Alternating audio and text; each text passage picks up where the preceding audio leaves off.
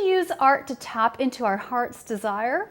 Hello, I'm Shannon Skinner, and I'm so happy that you've joined me for another episode of Extraordinary Women TV, where we learn how to put our dreams into action.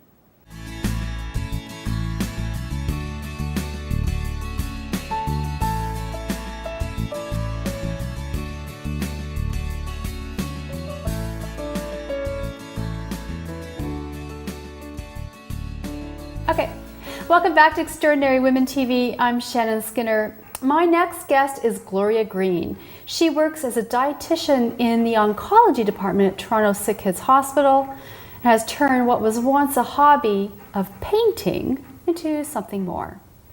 Hello, Gloria. It is so nice to have you here. Hi, thanks for having me. I'm just noticing that you're matching the beautiful flower arrangement we have on set today. I know, color's my thing. They look great. Now, you are a clinical dietitian by day, by night. You're an abstract artist. Yeah. You have done something that blends the love of science and the love of art together quite beautifully. Let's talk about your background as a dietitian in the Oncology department and what inspired you to want to be a dietitian in the first place? Well, about 18 years ago, actually maybe about 20 years ago is when I interned at Sickkids. And from then on, I knew I definitely wanted to work with children, and the opportunity came up to work in the Oncology unit, and there's no other place I'd rather be. So looking after children with cancer is very challenging, it can be stimulating, and yeah, it can be heart-wrenching sometimes, but it is very fulfilling work. You get to know the families for a while since they're in with them, and I'm helping them, being supportive in terms of nutritional management with their care. So what would a sort of a typical kind of day look like for you? Well, Sickkids' philosophy is family-centered care. So for the first part in the morning, we have what we call family-centered care rounds.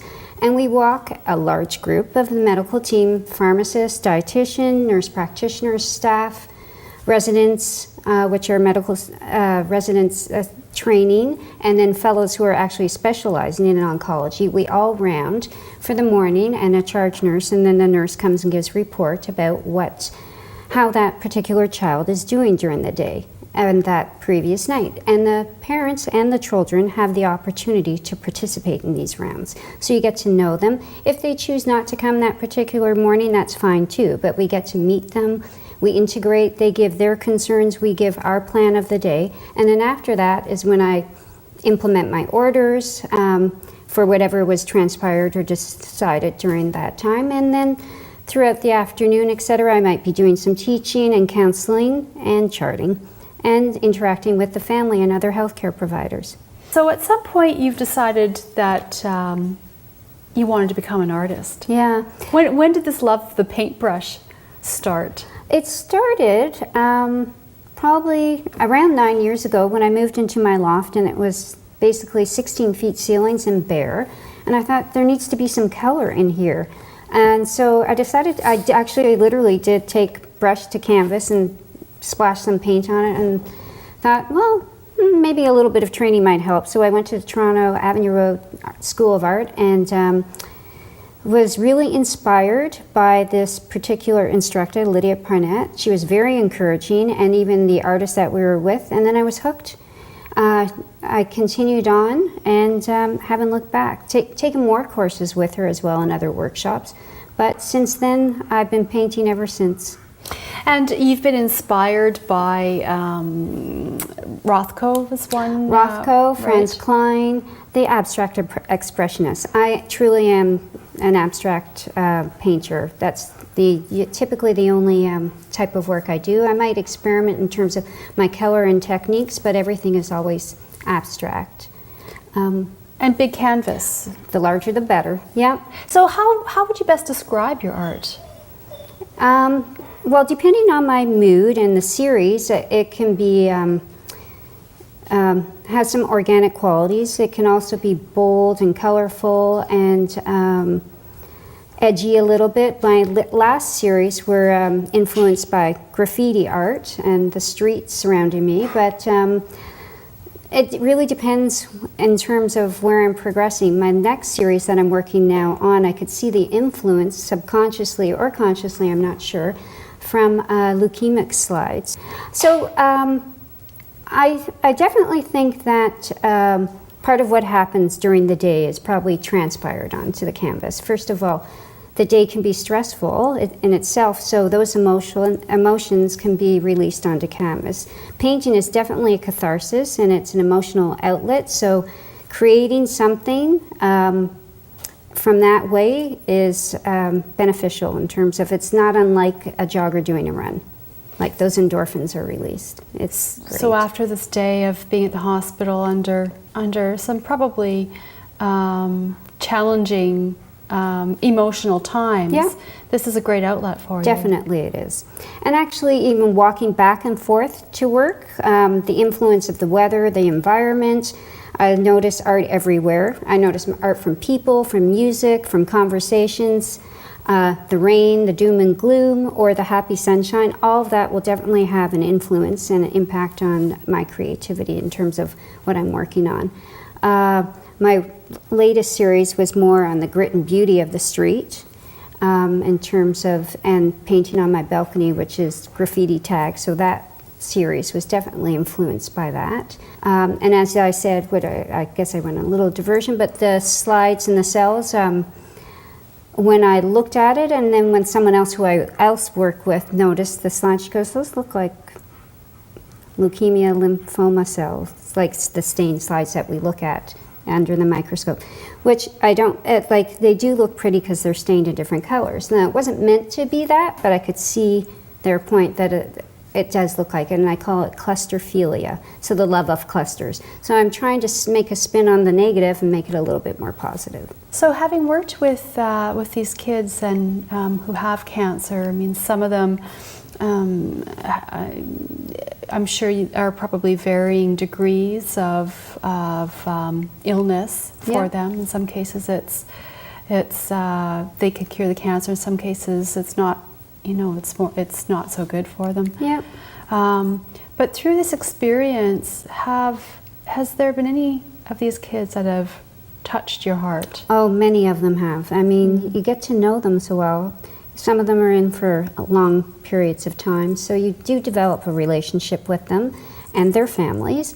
And yeah, you want to get a little bit of a common ground. It's not just, I'm not just coming in there talking about nourishing your child or how we're going to nourish you, etc. Like you try and get a commonality or something that you might be able to talk about with them other than that. That could be music, that could be manis and petties. Some of the girls that are in there, they like to paint their nails or something like that, or art. And there's a lot of talented young people out there, and the ones that they're not stuck in the hospital, or if they're stuck in the hospital, like the inpatients that I see, they get paint brought into them, and they have little, they have Camp Booch as well, but they have events that they can do stuff, arts and crafts there, and I've seen some paint and some of their talents. And then I might share, or someone's maybe told them that I work with, that I'm an artist as well, so we'll talk about art. And so has this changed your life in any way? Painting itself, or just... Painting-wise, or... I think it enriches it. I think both parts are amazing, and I love what I do during the day, and I love what I do at night and on the weekends. I think it's a good balance. That's one thing, though. Doing what I do during the day, it's very important, I think, to have a balance, so that for self-preservation, it's important to have a different hobby or a different focus and a release from something. And of course, so your day job, obviously, it enables you to survive and pay your bills and whatnot. Yeah. Because a lot of artists find it difficult to do that full time. Yeah. But you've turned your hobby of painting into more. I mean, this has become more than just a hobby for you. I think it's a second career, right, if you will. I mean, that cliche, being a starving artist, I see where it came from, because it would be hard to just paint alone, just purchasing everything, etc. in between a sale of a painting, I couldn't survive. So I do need the day job as well. I enjoy the day job, and I think it helps and it inspires me for the other part.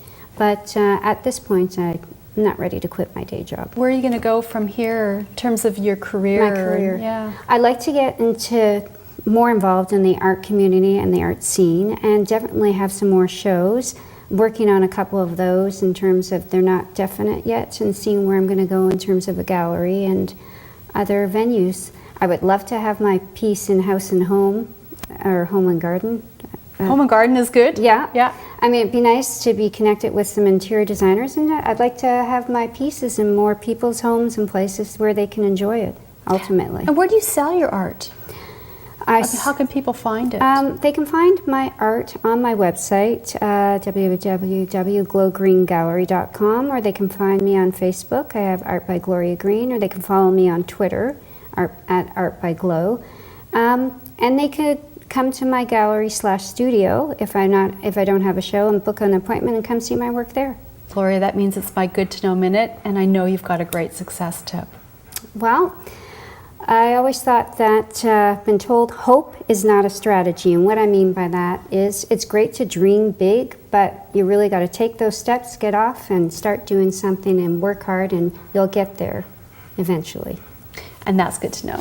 Well, congratulations to you for blending science and art together in such a beautiful way. Thank you. And all the work that you do and the inspiration that you bring to the kids at Sickkids. So it's really nice to hear, and I've enjoyed hearing your story. Well, thank you for being here today, Gloria, and I wish you all the best. Thank you, and thank you for having me.